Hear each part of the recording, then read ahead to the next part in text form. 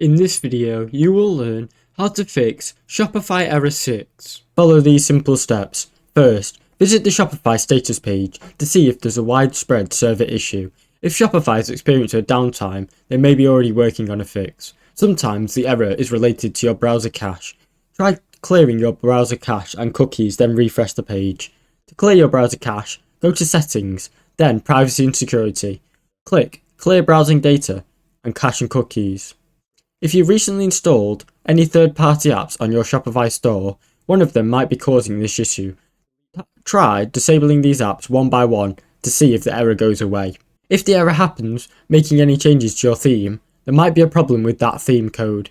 You can also revert to the default Shopify theme to see if that fixes the issue. If none of these steps work, try reaching out to Shopify support directly. Here they can check your store and confirm any potential issues on the server side. Thanks for watching. Don't forget to like and subscribe.